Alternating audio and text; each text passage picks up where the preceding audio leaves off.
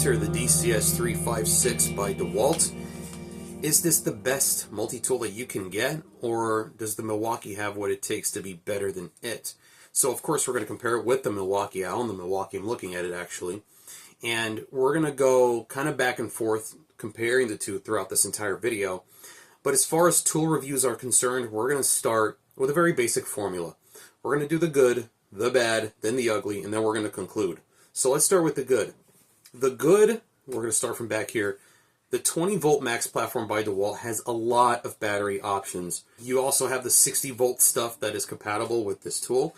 I don't know why you would want to put a big 60 volt battery on this. I suppose if you need that kind of runtime, you could slap on a bigger battery on there. Here you have a 3-mode selector, which obviously number 1 is going to give you the most control. I normally stay on number 2 because I really don't need number 3 for much. And it's going to help cut down on the expenditure of the battery, which is really nice that I can stay in number 2 and get most of what I need done. Now, of course, the Milwaukee has more options. Whether or not it oscillates more or less is not particularly relevant. It's just you get a little bit more controllability with the Milwaukee, at least as far as having a switch down here is concerned. And while it is variable speed, and you could lock this on, an interesting caveat is that you have to be fully depressed to get the automatic mode. Now, the unfortunate thing is that, yes, this does have variable speed,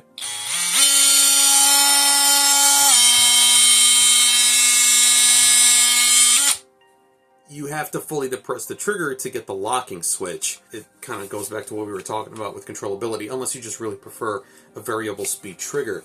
I could have saved that for the bad, but it's worth mentioning now. It is very fine, however. So, now if you're somebody who likes the variable speed trigger, you're absolutely going to love this. But if you're somebody who just prefers to set the rotary dial to a certain point and forget it, you're not going to like it too much because there just isn't much controllability there. But take a look at how slow this thing can get. This is not slow motion either. This is real-time speed. This is as slow as you can get it, which is perfect for more delicate stuff that you don't want to take too much material off of. Very fine. And if you're somebody who wants to do more delicate work, that's the very good thing about this tool. And of course, we're going to touch upon that in a second. The quick release lever here. Ergonomically speaking, this has to be the best multi-tool I've ever used. The grip is very thin, and it has these swells that really encompass the voids in my hand, and it really fits like a glove, or in which case my hand fits around it like a glove. And it really allows me to manipulate that trigger in a very comfortable fashion. And it's very long too. You can see that I can manipulate it from up here, or back here. So you have a wide surface area to be able to manipulate that trigger. And if you're somebody who needs this to sand, this might be where this tool really shines, because these contours on the front really allow your hand to cup this head here like a palm sander. And like I said before, this is a very balanced and light tool, and I could use this like this without much fatigue, if any at all. Now, the vents are also cleverly placed to where even if I have my hands up here, they're not really covering the vents at all, really. So you have this big vent here that's completely uncovered, this one that's completely uncovered, that one that is not necessarily being blocked off by my hand, but it's not covered much, if at all, either. It just depends on the positioning of your fingers and whether your fingers are actually touching the body itself. But if I'm up here using this as like a palm sander, this is not a tool that is going to be choked out for air. So as far as ergonomics are concerned, I don't think there's any multi-tool out there that is topping this one. Next, we're going to move on to this quick release lever here. It might still be a two-handed operation to get the blade out. Yes, it is nice that you can just pull this, and it's a very quick operation, no doubt about it. Now, depending on the newness of the blade, it might still be a two-handed operation. When this blade was brand new, I had to use both hands, but now that the teeth have broken in the holes of this blade a little bit, I no longer have to use both hands. But if the blade is new, you'll still have to pull this lever and use both hands to release that blade. But now that this blade is broken in, I will demonstrate that this will just fall right out.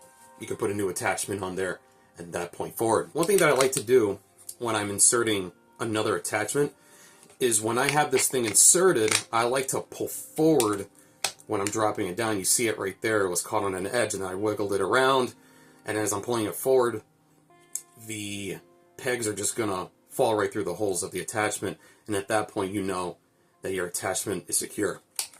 I'll even demonstrate with the blade because it's a bit easier to see with this blade rather than the sanding attachment. So here, I insert, I pull, feel around to make sure that the teeth fall in, and now you're straight. It's a very intuitive piece of design. Now, I don't know if this is any better or worse than the Milwaukee system, because say you're a little bit older, you've been in the trades for a long time, you're a long-time carpenter, maybe you don't have as much hand strength. This might be a bit of a challenge. It's not the heaviest thing in the world, but just kind of thinking ahead as far as, you know, if you're somebody who's been in the trades for a long time and, you know, you might want to have something that's a bit easier to actuate. I think that's where the Milwaukee one might come in handy, because you have to lift the lever and then you twist off the peg only so far to where the open-ended blade here can clear that peg, and in which case, once you have that on, you could twist it back on, which, by the way, with this kit, you do have the option of putting on. I just don't have it on because I really like the system that DeWalt has in place. Though I really like the Milwaukee one too. I kind of want to categorize this as a wash, because for very different reasons, I just like both equally. If you're using this as a flashlight, the duration of time that this light stays on is actually quite substantial. I think this thing stays on for like 30 seconds, which is good if you want to use this as a flashlight. I'm actually going to show you guys right now the various attachments that the 2 amp hour kit comes with, because it's more than just the standard 1.3. The 1.3 amp hour kit is very basic, but you get a lot, and I mean a lot, of goodies with the 2 amp hour kit. Another thing that I really appreciate about this tool is the parts support that's available out there online in case something goes wrong. Now, why do I mention this? Well, in a world where pretty much most of the videos on here are just the generic drag races that power tools just get put through, I want to talk about the long-term effects of owning a tool like this. And in a world where everything seems to be going up another 10% by the week, and I'm seeing it in real time, the last thing you want to do is spend $200 today, and then in 5-6 years you're going to have to spend $350 or $400.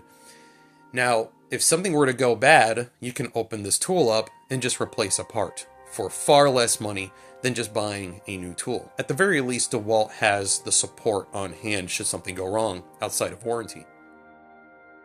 Now, before we get into the bad of this oscillating multi-tool, I do want to take a quick break to talk about the fact that today is the last day of the Harbor Freight Spring Black Friday sale.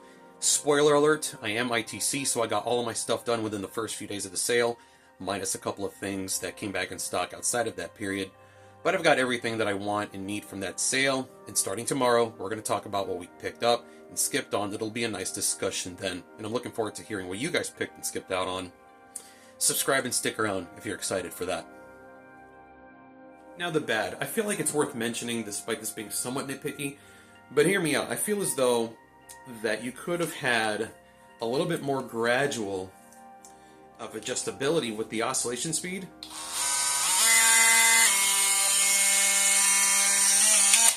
Without having it to be confined to just 3 speeds. Now, I feel as though a rotary dial would have solved that. I was thinking a grooved trigger. Now think Knipex plier wrench that has all of those levels of adjustability. They're very fine. Felt like something like that could have worked on this instead of just having the 3 modes and having this all or nothing type of approach with the trigger. Now, having grooves would have made it somewhat hard to make this ambidextrous. So again, that's why I kind of diverted to the rotary dial. I feel like that would have solved that problem. I hardly want to call this bad, but you know, it's kind of the other side of the coin to this. While it's nice to have a quick release lever, also makes it somewhat impossible to get the older style closed-ended blades and accessories on here. Now, thankfully it does come with a kit to swap this lever to something that's more akin to the Milwaukee system, but of course that's something that takes time and effort to kind of swap that out. If you're somebody who still prefers to use the closed-ended blades, me, I'm all in on the open-ended stuff, and seems like everyone else is, so this really doesn't bother me too much in most other people. That's why I kind of wanted to say that calling this a bad thing is kind of a stretch, but it is bad for you if you still use the closed-ended blades. The Milwaukee one essentially allows you to back out the pin only so far to get your open-ended stuff on, but if you have any of the closed-ended stuff, you can take the pin all the way out, install your blade or accessory, and then rethread the pin in.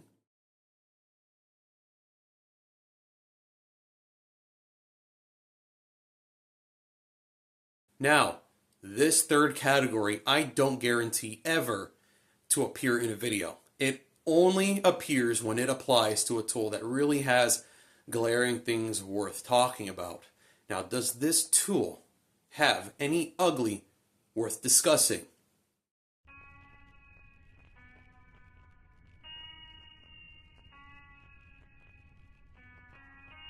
Unfortunately, yes, my beloved DCS356 does have certain things that are worth talking about that fall under the ugly category. One minor, one severe. This tool, number one, vibrates and shakes a lot. It doesn't shake too much with the standard type of batteries, but with power stacks, those more potent batteries, this tool shakes, and shakes a lot. Almost to the point where it's somewhat of a bother to use, but that's why I kind of gravitate towards these batteries, these kind of smaller 2 amp hour, or at least things that have the 18650 standard type of cells, instead of things that have the more explosive stacked lithium or the 21700s or the tabless packs. I think that alleviates that problem entirely, in my opinion.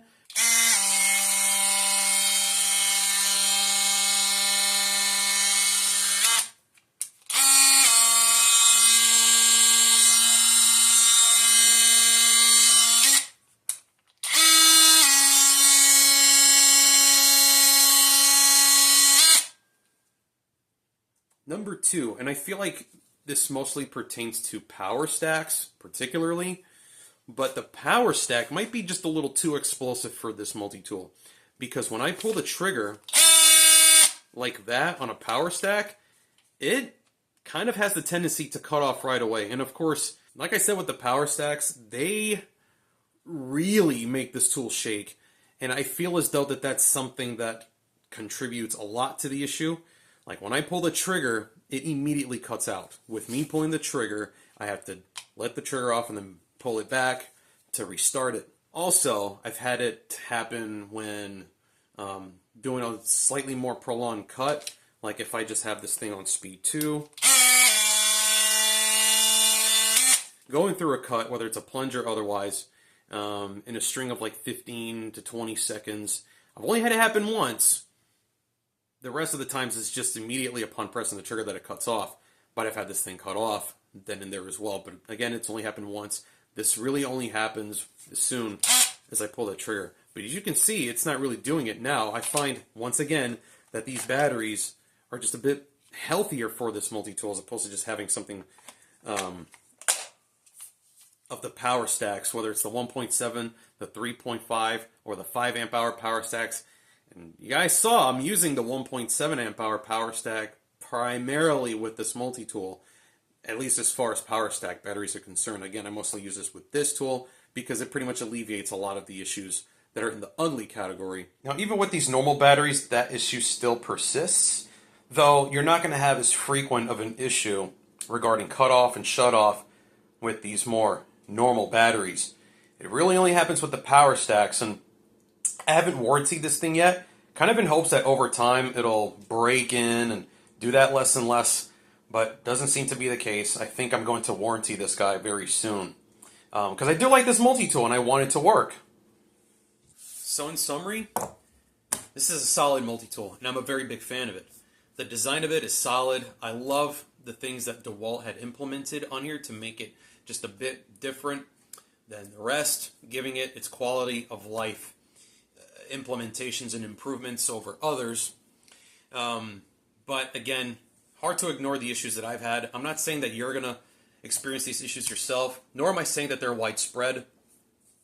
I also don't want to say that you're also going to experience these issues. However, I've been on the internet and I looked up a number of different posts and forums, and it's not many. However, if it is an issue that you're going to run into, it's that intermittent shutoff issue.